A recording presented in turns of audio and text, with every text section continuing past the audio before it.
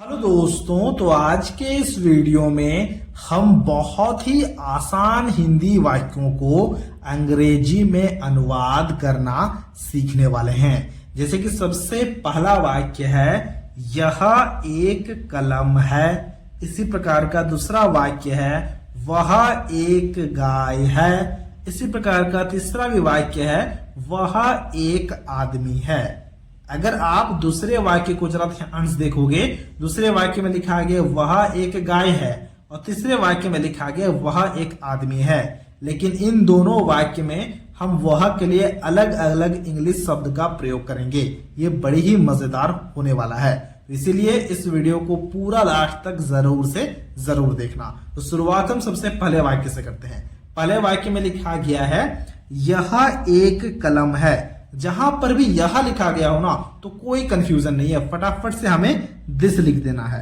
तो यह के लिए हम दिस या फिर इट शब्द का प्रयोग करते हैं। ठीक है, तो हमने यहां पर दिस लिखा।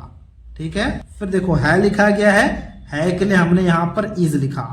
दिस इज मतलब यह है, क्या है ना, एक कलम है। तो एक के लिए हम यहां पर ए लिखेंगे और कलम का अंग्रेजी में मतलब होता है पेन, तो हमने यहां पर पेन लिखा। दिस इज अ पेन हो गया यह एक कलम है का अंग्रेजी में अनुवाद।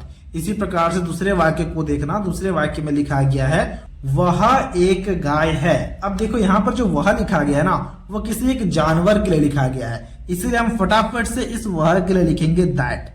याद रखना, अगर किसी जानवर या फिर किसी वस्तु के बारे में वह लिखा गया हो तब हम दैट शब्द का प्रयोग करेंगे। तो हमने यहां पर दैट लिखा। फिर है लिखा गया है के लिए हमें यहां पर इज लिखना होगा। एक लिखा गया है, एक के लिए ए लिखना होगा और गाय के लिए हम यहां पर लिखेंगे काउ।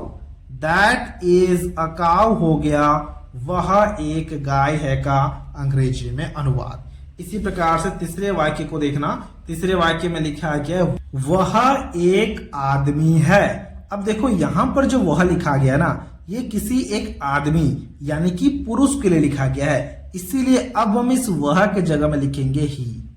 देख रहे हो, अगर जानवर होता है तब हम वह के जगह में लिखते हैं दैट, जब कोई वस्तु होता है तब भी दैट लिखते हैं। लेकिन अगर किसी पुरुष के लिए लिखा गया हो ना, फिर हम यहां पर ही लिखते हैं। फिर देखो है लिखा गया है के लिए हम यहां पर इज लिखेंगे। ही इज मतलब वह है, क्या है ना, एक आदमी है। एक के लिए ए लिखेंगे और आदमी का अंग्रेजी में मतलब होता है मैन, तो हमने यहां पर मैन लिखा। ही इज अ मैन हो गया वह एक आदमी है का अंग्रेजी में अनुवाद। इसी प्रकार से चौथे वाक्य को जरा ध्यान से देखना। चौथे वाक्य में लिखा गया है, वह एक अच्छी लड़की है। मतलब अब की बार जो वह लिखा गया है वो किसी एक स्त्री के लिए लिखा गया है, लड़की के लिए लिखा गया है। फिर हम क्या करेंगे ना, इस वह के जगह में लिखेंगे सी, तो हमने यहां पर लिखा सी। फिर है लिखा गया है के लिए लिखेंगे इज। एक लिखा गया है, एक के लिए लिखेंगे ए। और देखो अच्छी लिखा गया है, अच्छी का अंग्रेजी में मतलब होता है गुड, तो हमने गुड लिखा।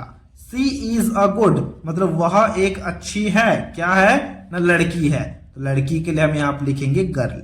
सी इज अ गुड गर्ल हो गया वह एक अच्छी लड़की है का अंग्रेजी में अनुवाद। इसी प्रकार से पांचवें वाक्य को देखो।